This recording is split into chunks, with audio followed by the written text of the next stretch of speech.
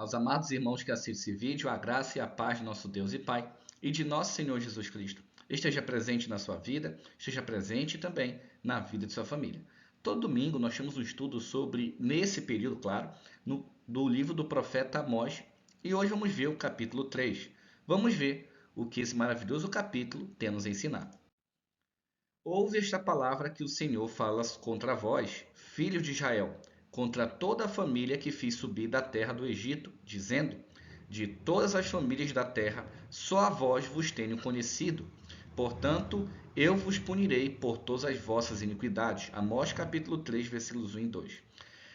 No Antigo Testamento, principalmente no livro de Deuteronômio, fala sobre algumas regras de bênção e maldição, no qual Jesus Cristo, na cruz, aboliu a parte da maldição. Nós temos as bênçãos.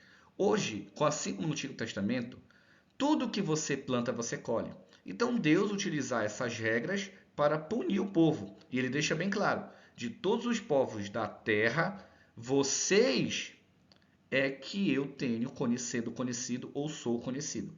Então, nós cristãos hoje, com as nossas ações, demonstramos se conhecemos a Deus ou não. Então, você só tem que seguir aqueles que obedecem e que seguem verdadeiramente. Aquele que não segue, ele é chamado de falso profeta. Mas vamos continuar. E esses dois versículos é Amós capítulo 3, versículos 1 e 2. Amós capítulo 3, versículo 3 diz assim: porventura andarão dois juntos, se não tiverem de acordo? Para quem é casado, para quem tem namorada ou pensa em casar, reflita nesse versículo aqui. Vocês têm que ter a mesma ideia, pelo menos em muitos pontos, tá? E aqui Deus está usando esse versículo para colocar entre ele e o povo. Vocês não têm que andar junto? Então a gente tem que chegar num acordo. Mas Deus, que ele é Deus. Eu não tenho que fazer que Deus se adapte à minha vontade. Porque ele é que é Deus. Eu que tenho que me adaptar à vontade de Deus. Amós 3,4. Rugirá o leão no bosque sem que tenha presa? Levantará o leãozinho do seu covil a sua voz, se nada tiver apanhado? Né? Interessante essa simbologia que Deus utiliza aqui. Amós capítulo 3, versículos 5 e 6 diz assim: cairá a ave no laço em terra, se não houver armadilha para ela? Levantar-se-á da terra para o laço, sem que tenha apanhado alguma coisa? Tocar-se-á trombeta na cidade, e o povo não estremecerá?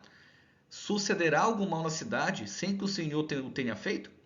Por que Deus utiliza muito essas comparações? Porque o povo de Israel, eles na época, eles tinham várias partes da sua localidade que tinham leão, alguns eram caçadores. Então Deus utilizava muito essas comparações de que o povo conhecia, de que o povo tinha conhecimento. Aí no final ele coloca: por acaso pode acontecer algum mal que eu não esteja sabendo? É interessante como Deus ele sempre foi muito didático, né? Amós capítulo 3, versículo 7 e 8. Certamente o Senhor Deus não fará coisa alguma, sem ter revelado o seu segredo a seus servos, os profetas. No Antigo Testamento, realmente, isso era feito pelos profetas. Mas, segundo Hebreus, no capítulo 1, hoje, tudo Deus revela através de Jesus Cristo. Então, a pessoa só tem a revelação de Jesus Cristo se ela coloca em prática o evangelho vivo na vida dela. Não estou dizendo aqui que a pessoa que tem que ser santa sem pecado. Não é isso. Estou dizendo que ela tem que pecar menos a cada dia. Vou dar um exemplo. Se uma pessoa que não acredita em Deus, não segue a Deus, ele peca 1000 vezes por dia, isso é um exemplo. Nós cristãos temos que pecar menos que ela. Não adianta a pessoa falar que segue a Deus e peca mais do que aquele que não acredita. Não adianta nada. Rugiu o leão, quem não temerá? Falou o Senhor Deus, quem não profetizará? Interessante esse ponto aqui, né? Quando Deus fala, não tem quem impeça.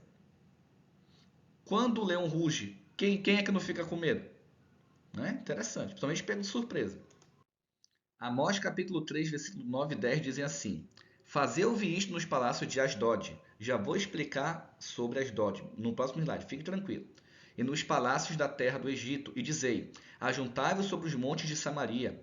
Vede que grande alvoroços há no meio dela, e como são oprimidos dentro dela, porque não sabem fazer o que é reto, diz o Senhor. Aqueles que entesouram nos seus palácios a violência e a destruição. O que é que Deus está dizendo? Que toda cidade que tem alvoroço, em que a população é oprimida, e dentro desses palácios há muita violência e destruição, Sabe por que tudo isso acontece? Porque eles não estão fazendo o que é reto. Mas o que é reto? O que é reto segundo Deus. O que é reto segundo a Bíblia. Se os líderes não fazem o que é correto, de acordo com a palavra de Deus, de acordo com o que está escrito, que nós devemos seguir para dar testemunhos de Jesus Cristo, testemunhos de Deus, se não fazemos, é isso que acontece, como estava acontecendo com essas cidades. Vamos lá. Agora vamos ver o que é Asdod, tá bom? Cidade bem fortificada, dominando a planície da Filistia. Está situada no cimo de um monte e domina a estrada da Palestina, para quem vai para o Egito, devendo a este fato a sua grande importância histórica. Asdod foi também a sede principal do culto a Dagon ou de Dagon, tá bom? Vamos entender. Asdod também era uma divindade assírio-babilônica, cujo culto foi introduzido entre os filisteus através da Caldeia. Os mais famosos templos de Dagon foram em Gaza, descrito em Juízes, capítulo 16, versículo 23 a 30, e Asdod também a divindade, em 1 Samuel, capítulo 5, versículo de 1 a 7. Espero ter ajudado aí os irmãos. Amós, capítulo 3, versículos 11 e 12. Portanto, o Senhor Deus diz assim: o inimigo virá e cercará a terra, derrubará a sua fortaleza, e os teus palácios serão saqueados. Assim diz o Senhor: como o pastor livra da boca do leão as duas pernas, ou um pedaço da ovelha, assim serão livrados os filhos de Israel que habitam em Samaria, em canto da cama e no damasco e no leito. Então Deus está dizendo que aqueles que habitam em Samaria terão misericórdia porque estão agindo com frutos de justiça. Amós capítulo 3, versículo 13 e 14 dizem assim: ouvi e protestai contra a casa de Jacó, diz o Senhor Deus, o Deus dos exércitos. Novamente, a palavra Senhor no Antigo Testamento, em sua grande maioria, representa o Pai Yahvé, tá? Ou Yahu, como você queira chamar. O nome original de Deus se perdeu há muito tempo na história. Ah, mas é pecado? Não, esquece isso, não se preocupe com isso. Vamos continuar. Pois no dia em que eu puni as transgressões de Israel, também castigarei os altares de Betel, e as pontas do altar serão cortadas e cairão por terra. Então Deus está dizendo aqui sobre os idólatras. Por isso que Deus está fazendo isso. Infelizmente, hoje, muitos cristãos são idólatras. Idolatra o pastor, entendeu? Idolatra o seu líder, idolatra às vezes um fundador da igreja, do qual ele congrega. Cuidado com isso. A pessoa perde salvação. Vamos continuar agora no último slide. Amós 3,15 diz assim: e ferirei a casa de inverno juntamente com a casa de verão, e as casas de marfim perecerão, e as grandes casas terão fim, diz o Senhor. Agora Deus fará justiça para que as pessoas possam compreender que essas pessoas aqui colocaram o dinheiro acima de Deus. Ou seja, ele preferiu ganhar dinheiro, preferiu fazer as coisas do mundo do que colocar Deus como prioridade. Cuidado você que faz isso. Muito cuidado. Deus está dizendo que você não terá um bom fim. As coisas que você juntou serão destruídas uma hora, tá bom? Então que Deus continue abençoando a todos os irmãos, que possamos entender a importância do livro de Amós e especificadamente o capítulo 3. Que Deus abençoe. Um ósculo santo a todos.